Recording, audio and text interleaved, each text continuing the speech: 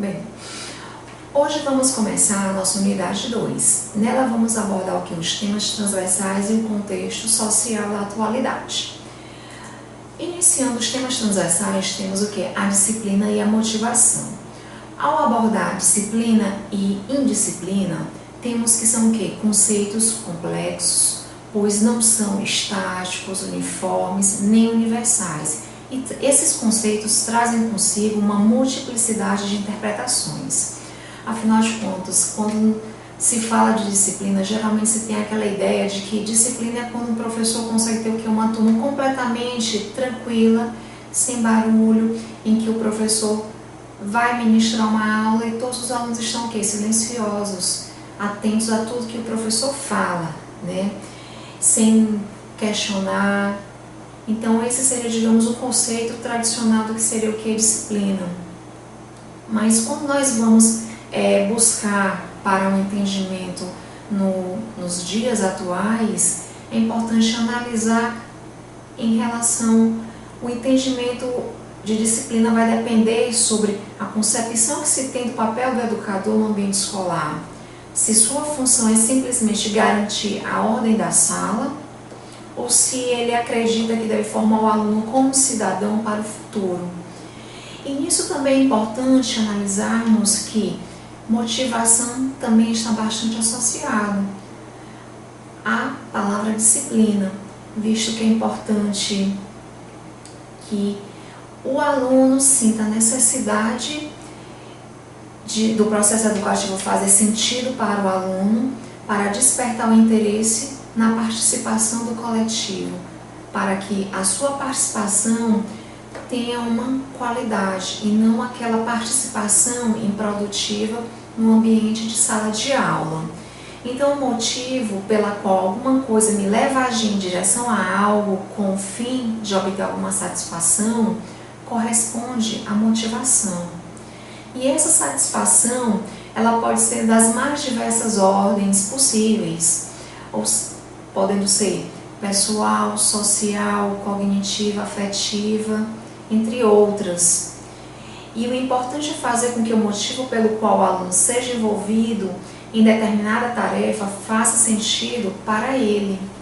E muitas vezes o aluno não consegue perceber qual é a finalidade daquele conteúdo que o professor está transmitindo em sala de aula. E muitas vezes se fala assim, que é necessário que o professor motive o aluno. Então, que estratégias que o professor pode utilizar para que esse aluno se sinta motivado em sala de aula, certo? Então, a tarefa precisa provocar um sentido emocional para o aluno, pois a emoção é o motor das ações. Se o professor conseguir envolver esse aluno, com certeza ele vai o quê? Se sentir motivado e, consequentemente, a disciplina vai acontecer no ambiente escolar. E daí a questão da relação entre disciplina e motivação. Quando falamos da questão do gênero nas relações escolares, inicialmente é importante saber o que é gênero. Gênero é a atribuição de um modo de ser que reúne características sociais e culturais de homem e de mulher. Ou seja, tudo que é atribuição cultural corresponde a gênero. E daí a importância de abordar a questão de gênero na escola com a finalidade de refletir acerca do papel de cada um nesse contexto. E saber também quais são as atribuições culturais de cada gênero, tanto o masculino quanto o gênero feminino. E aí cabe o papel do educador nesse processo ser de fundamental importância para flexibilizar as regras e os papéis de gênero e levar os alunos também a uma reflexão sobre as relações de gêneros que acontecem no ambiente tanto escolar como também a nível social. Esse trabalho também deve ser o quê?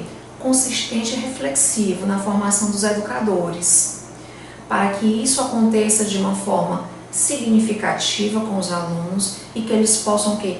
Ressignificar esses papéis de gênero e possa desmistificar alguns estereótipos que acontecem a nível social, visto que muitas situações acontecem na sociedade devido que há uma falta de esclarecimento, e um dos grandes papéis do educador é trabalhar com os temas transversais, e a questão de gênero é importante ser trabalhada no ambiente escolar. A diversidade cultural no processo educacional. É interessante que o ambiente escolar é um grupo de pessoas com diferentes funções que têm em comum o mesmo objetivo, que é o de educar os alunos. Mas, embora todos que façam parte do ambiente escolar tenham a mesma função, que é educar os alunos, às vezes esse papel é apenas atribuído ao professor porque está ali diretamente em contato com os alunos, mas todos os funcionários da escola fazem parte do ambiente escolar e, consequentemente, nesse processo de educação. Então, tal grupo é composto por pessoas de diferentes meios sociais que estão sempre se confrontando com o novo e com a diferença, pois cada um tem a sua identidade. E estar em grupo não significa ser igual, ter as mesmas ideias e compartilhar as mesmas opiniões. Pelo contrário, a diversidade deve ser vista como possibilidade de enriquecer nossa visão de mundo. E isso é interessante porque, mesmo numa mesma sala de aula, nós encontramos as mais diversas situações, e os alunos eles devem ser o quê? Orientados a aprender a respeitar a diversidade, não somente dentro da sala de aula, mas a nível social, que isso se torna uma das grandes dificuldades no dia a dia em sala de aula, que a gente observa bastante quando se vê noticiários, a respeito de problemas que acontecem em nível de ambiente escolar mesmo, né? Principalmente quando se trata da temática do bullying, que é justamente a questão da diferença, que não é respeitar a falta de respeito em relação ao outro. Então, vale a pena lembrar que numa mesma sala de aula a gente observa que os mais diversos tipos de grupos de alunos, e o professor ele vai ter que lidar em administrar os mais diversos tipos de conflitos possíveis. E não tem como o professor fechar os olhos a essa diversidade cultural, tanto a nível de sala de aula como a nível de ambiente escolar, certo? Então, a diversidade cultural, a existência de conflitos nas diferenças do modo de vida de cada um é algo notório. E o outro é de extrema importância para a constituição do sujeito em todas as etapas da sua vida, que esse outro ele é até chamado também de o outro significativo, que ele vai fazer parte da vida da pessoa desde quando bebê, quando você está na sua família, ainda no processo de socialização primário, que você vai ter a referência dos seus pais, irmãos mais velhos, e posteriormente no ambiente escolar, já no processo de socialização secundário, quando vai estar em contato com os colegas, educadores e demais funcionários da escola. Então o outro ele sempre vai fazer parte para a constituição do sujeito, que é a constituição da subjetividade. A escola deve ser entendida como um grande grupo formado pelos educadores e pelos alunos, com o objetivo comum da aprendizagem da educação formal. E essa vai ser a grande diferença entre o ambiente familiar e o ambiente escolar. Porque na escola a educação acontece de uma maneira formal, diferente da educação que acontece no ambiente familiar, que é de uma maneira informal. Na escola, as regras são de uma maneira mais rígida. No ambiente familiar, já tem uma maior flexibilidade. Agora nós vamos ver o contexto social. Nele vamos abordar, inicialmente, o papel da mídia na escola, visto que todos os meios de comunicação exercem influência marcante na nossa formação como educadores e na formação dos educandos também. Não tem como, hoje em dia, desprezar o papel dos meios de comunicação. Então é interessante que o professor ele possa tentar conhecer o que é que chama a atenção do seu aluno. É conhecer o meio que ele está inserido, é conhecer o que é que ele assiste, para poder dialogar, digamos, de igual para igual, e assim buscar ter uma melhor relação entre eles.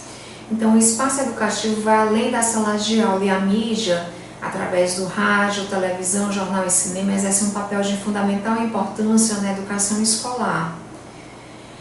Então, a escola e a televisão cruzam-se e sobrepõem-se nos sujeitos sócio-históricos que compõem o grupo escolar.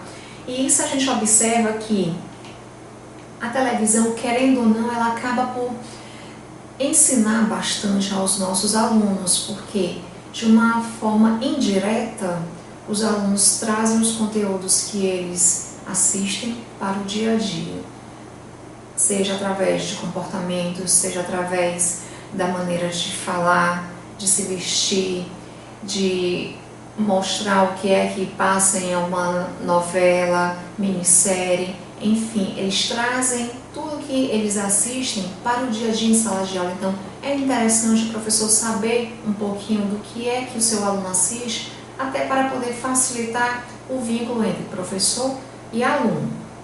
A televisão, como concorrente da escola, apresenta vantagens pelo uso de alta tecnologia para alcançar o interesse de entretenimento das pessoas. E nisso a gente observa que, mesmo não pretendendo ensinar, a televisão alcança esse objetivo, diferente da escola, que tem um objetivo claro em relação a ensinar, muitas vezes não alcança. Então acaba sendo que uma relação desigual. A TV consegue ensinar, enquanto a escola não consegue alcançar o seu objetivo. E a TV ela seduz o seu telespectador devido à fácil acessibilidade, a possibilidade de uma cobertura de informações sobre os mais diferentes acontecimentos, é mais atrativa para o aluno. Então, o desafio seria explorar o seu uso em benefício da aprendizagem, aproveitando a colaboração que os serviços prestados pela TV trazem à população. Então, os meios de comunicação devem ser adotados como objeto de atividades escolares, porque à medida que você, educador, busca saber um pouquinho do que o seu aluno assiste, do que ele tem interesse, é uma forma de você se aproximar dele e ele também perceber que tem uma abertura maior com o professor. E isso se torna até mais interessante. Em relação à educação inclusiva, na própria Constituição Federal se assegura o direito da educação para todos os cidadãos, a educação básica.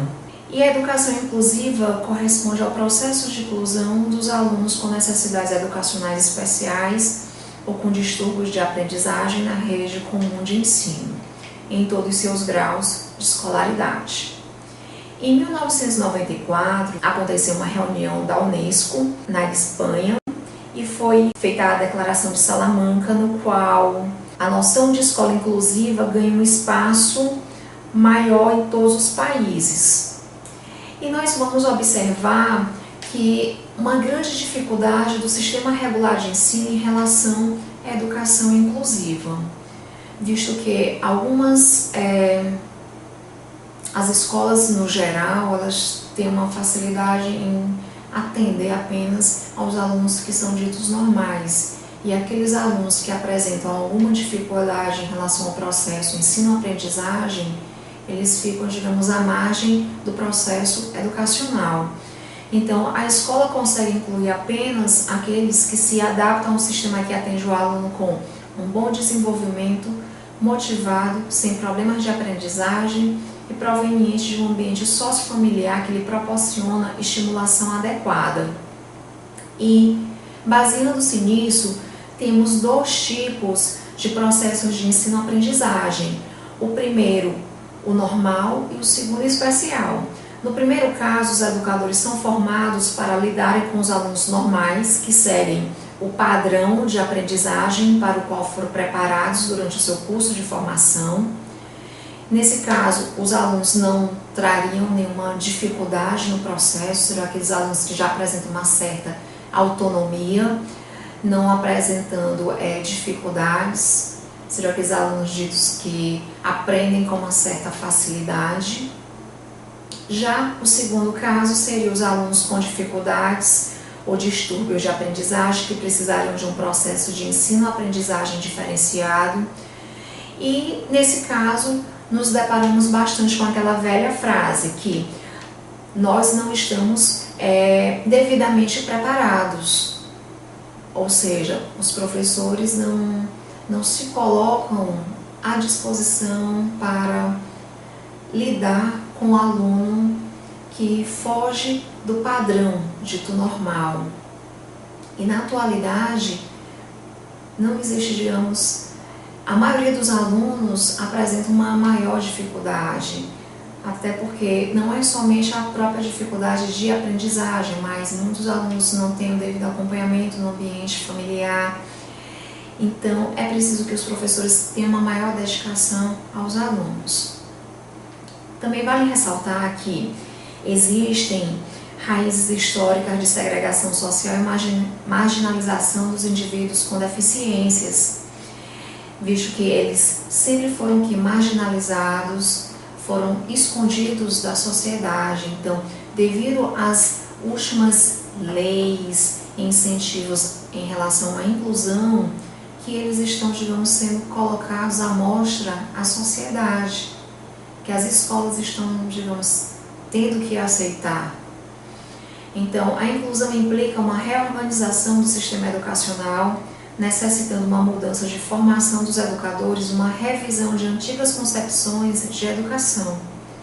E isso a gente observa que muitas vezes o professor vai aprender no dia a dia com aquele aluno, visto que não existe, digamos, um manual dizendo como é que vai se agir com determinado tipo de deficiência, mas ele vai se adequar àquele aluno.